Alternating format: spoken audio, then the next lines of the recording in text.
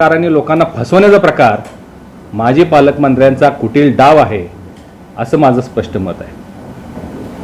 आज सुद्धा एक पत्रकार परिषद झाली, विशाळगड रक्षण कृती समिती, त्यांचे एक नाव मला माहीत नाही काय होतं त्यांचं, त्यांनी प्रेस घेतलेली आणि त्यामध्ये त्यांनी पूर्वीचे जिल्हाधिकारी राहुल रेखावार यांच्यावर तिने आक्षेप घेतलेला आहे की राहुल रेखावारांच्याकडे ज्यावेळी या सगळ्या भूमिका होत्या त्यावेळी त्यांनी सांगितलं होतं की काही न्यायालयीन प्रविष्ट बाबी आहेत, आता त्यामधल्या 6 प्रॉपर्टी या 6 जागा न्यायालयाच्या कक्षेत आहेत, पण उर्वरित सगळ्या अतिक्रमित होत्या आणि त्या पाडता आल्या असत्या। परंतु हे जे कृती समिती अध्यक्ष म्हणतात की त्यावेळच्या पालकमंत्र्यांच्या दबावामुळं कलेक्टर साहेबांनी तो कार्यक्रम किंवा तो निर्णय घेतला नाही।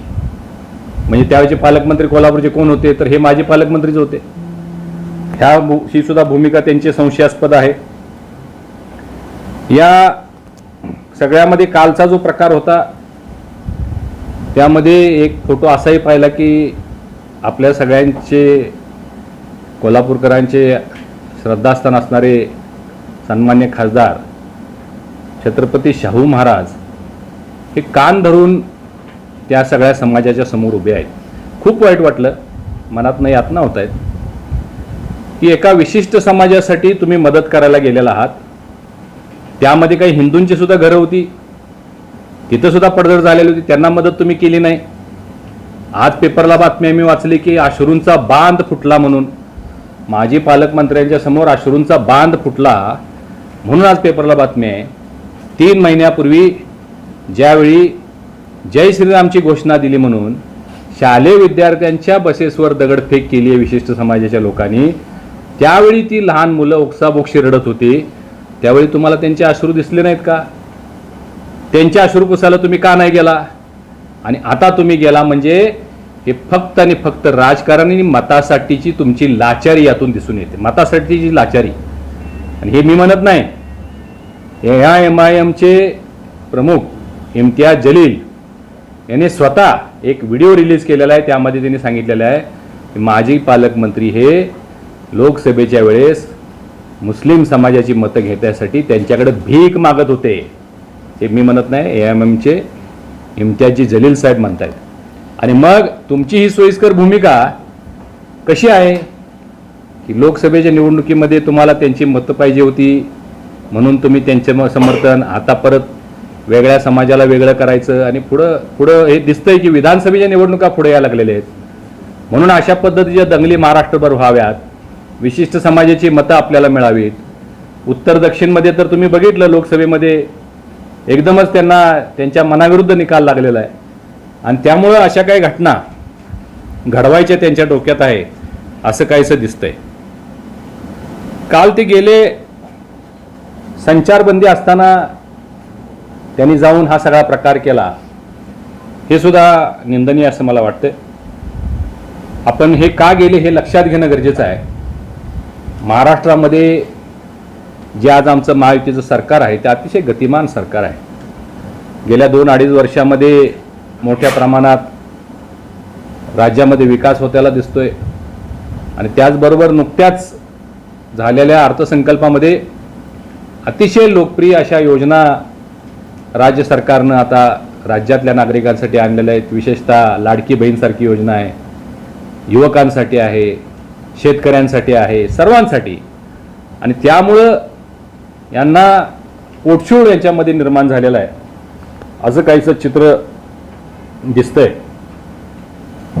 झालेल्या या सगळ्या प्रकाराचं किंवा तोडफोडीचं मी काही समर्थन करत नाही, परंतु शिवभक्तांना हे अशा पद्धतीचं अतिक्रमण काढण्यासाठी आंदोलन करावं लागतंय हेच मुळात मला दुर्दैवी वाटतं।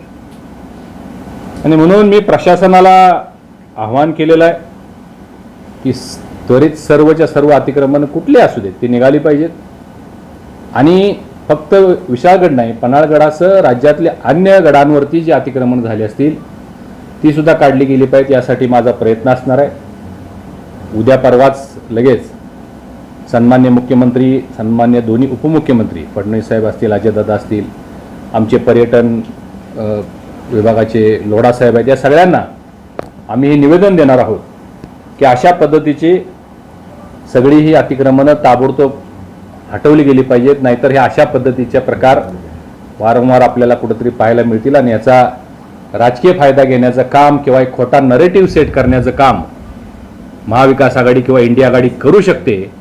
ज्या पद्धतीने लोकसभेच्या निवडणुकीमध्ये एक खोटा नरेटिव्ह सेट केला की संविधान बदलणार म्हणून, एक खोटा नरेटिव्ह, एक खोटं आश्वासन लोकांना दिलं की खटाखट प्रत्येक महिन्याला 8,500 रुपये आम्ही देणार, महिलांची दिशाभूल केली.